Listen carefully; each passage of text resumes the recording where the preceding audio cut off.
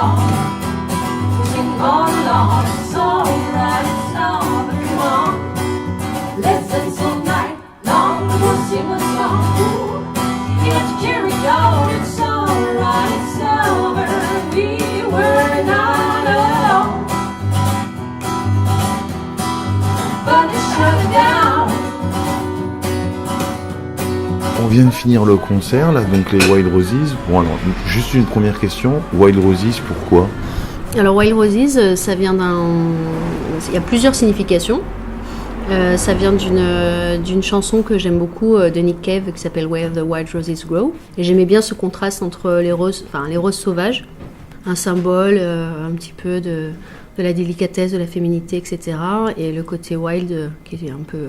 plus piquant. Ça reste doux et beau, mais tout en ayant des épines. Et... Enfin, parmi mes influences, il y a toutes les contest songs des années 60-70. Tout ce qui est Woodstock, de la folk au rock psyché, etc. C'est des univers qui m'ont beaucoup marqué dans ma rencontre avec la musique. Et après, les influences, elles peuvent aller de Nina Simone à Bowie, en passant par Tori Amos et Nick Cave, quoi. Ce qui me marque, c'est des musiques souvent engagées ou décalées dans les textes, dans les propositions, etc. Et c'est ce qui influence beaucoup, je pense, ma façon de composer. Moi, ce qui m'intéresse, c'est de faire évoluer un morceau, de raconter des histoires, déjà, et de faire évoluer un morceau, de créer des breaks ou des changements de tonalité, etc., qui font qu'il se passe quelque chose dans le morceau, quoi. On vit quelque chose ensemble, une histoire, et une histoire, c'est jamais toujours la même chose. Ce qui se passe dans la mélodie, c'est toujours en rapport avec ce qui se passe dans les paroles.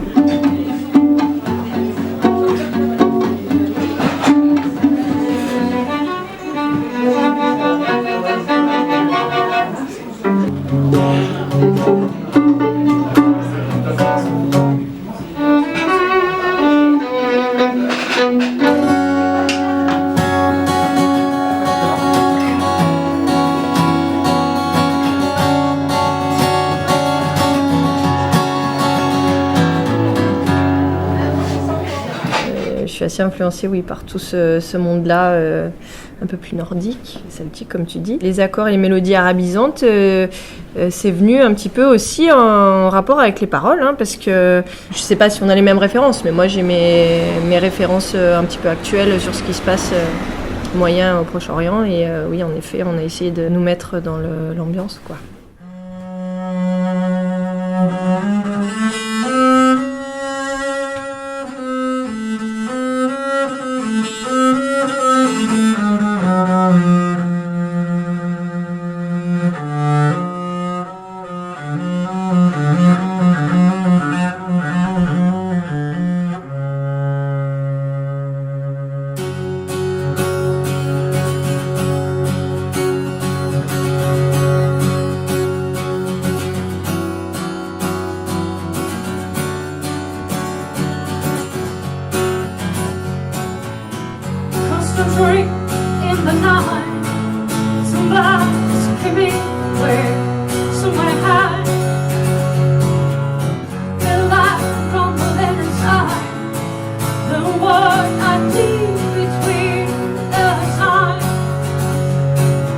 Il y a aussi énormément d'influences littéraires. Antigone, Oui. donc des femmes qui sont importantes, Oui. qui sont des femmes de pouvoir aussi. C'est quelque chose d'important qui apparaît beaucoup dans votre musique. Oui. Moi, j'ai une approche. Enfin, j'étais beaucoup influencée par pas mal de lectures. J'aime la littérature, et c'est vrai que c'était très rare d'avoir dans la littérature des personnages féminins qui faisaient entendre leur voix. Antigone, ça a été une découverte fondamentale pour moi, à la fois dans mes études et aussi dans l'influence esthétique, que ce soit le texte de Sophocle ou l'Antigone d'Anouilh ou l'Antigone avec Irène Papas. Tout ça, c'était des personnages très forts, et c'est vrai que moi je suis quelqu'un d'assez de féministe, hein, j'assume complètement ça. Et c'est vrai que Antigone, c'était l'incarnation de la révolte primale, face à un système qui était fait pour l'écraser, en réalité.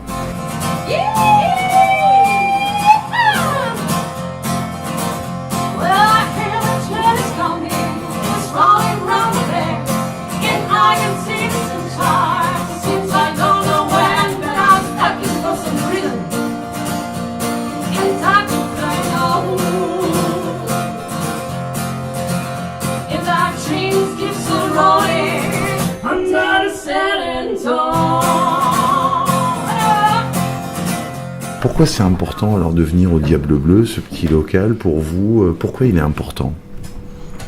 Alors il est important parce que c'est un des rares lieux de la vie niçoise, créateur d'événements, créateur de rencontres culturelles, artistiques, et qui est un lieu aussi engagé, qui promeut des idées, qui promeut une vision de l'humanité qui nous sied déjà, et qui est porteuse d'ouverture vers des gens qui créent, vers des créateurs, que ce soit de la création plastique, de la création littéraire, de la création musicale.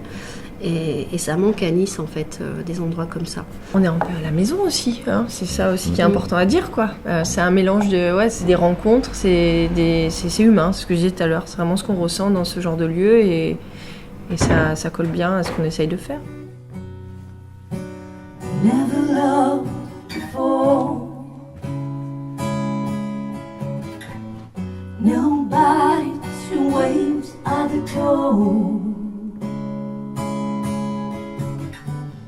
No kisses to thrill me more. This for sure.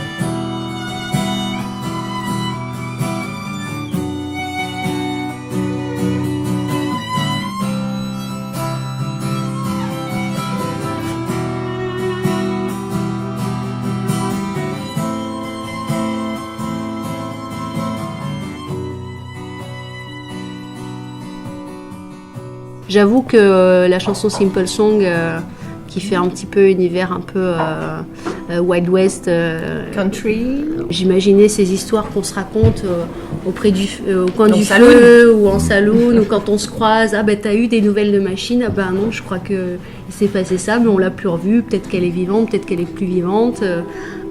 Mais on raconte toujours l'histoire, et on a passé des bons moments de toute façon, on ne sait pas ce qu'elle est devenue, mais c'est surtout des histoires quand je propose une compo, je raconte l'histoire, on en parle, etc. Alors c'est vrai que les chansons, elles peuvent parler de personnages littéraires avec un fond quand même un peu, pour moi, politique, hein. Et elle peut parler aussi, j'ai une chanson sur la séduction qui parle de queer.